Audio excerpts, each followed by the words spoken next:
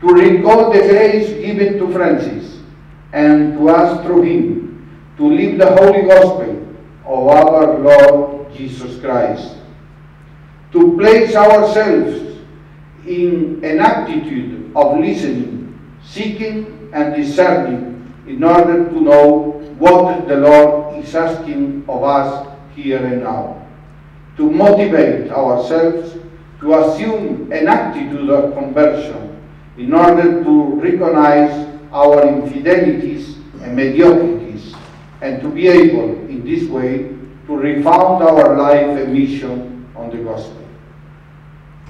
All this involves entering into a dynamic of creative fidelity, that is, a fidelity which does not only look at the past, but takes the present into account and anticipates the future.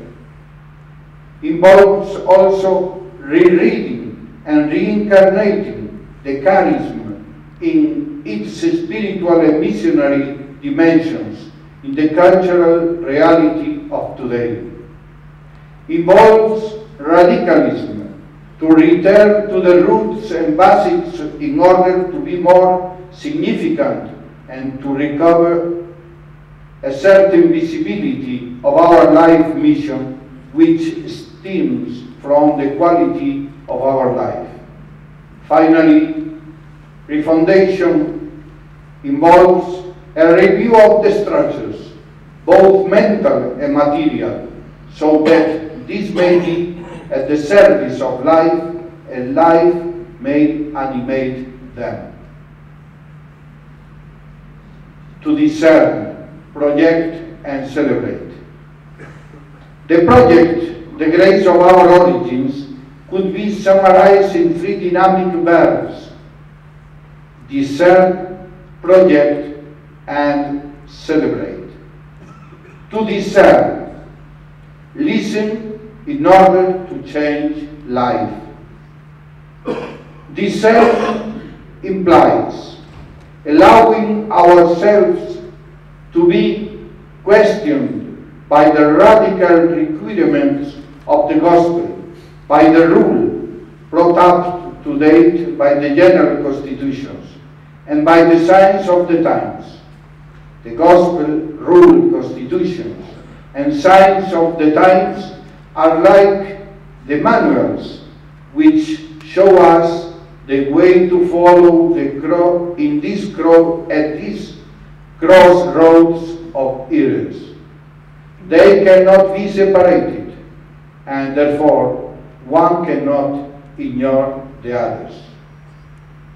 To discern implies also having a capacity for self-criticism in order to assume as urgencies the evangelical call to be born again and the need to return to the essential, as well as to free ourselves from the danger of superficiality, without ignoring the good there is in each one of us and in our fraternities. It is necessary to feel that we are in need of conversion, of beginning again, and of constantly reviving the gift which the Lord gave to us. It is always necessary to pass from the good to the better. To discern implies total availability before the demands of the gospel, of the rule, and of the signs of the times. Francis clearly teaches us this. The poverello, after hearing the gospel in the Porciúncula, immediately responded, "This is what I want. This is what I seek. This is what I desire with all my heart." It was the obedient and trusting reply, obedience in faith, of all believers to the call of the Lord. To project. To project in order to live. Let us dare to live the gospel. We cannot continue to improvise or to allow the times to decide for us. We are called on to live the 8th centenary of the foundation of our order not only as a remembrance of the past, but as a prophecy of the future. We wish and ardently desire, in a certain sense, to anticipate the future through this celebration. We wish and ardently desire to be sentinels of the morning at the dawn of the third millennium, in which the Order celebrates its 800 years of history. To project, we have to put the gospel, the rule, and the general constitutions at the base of the project which we are talking about, because they make up the foundation of our life as Friar Minor in the present day of history. Paraphrasing a statement of John Paul II, we could as well say that we want to take advantage of the treasury of the grace of our origins in order to embrace the future with confidence, through practical lines of action.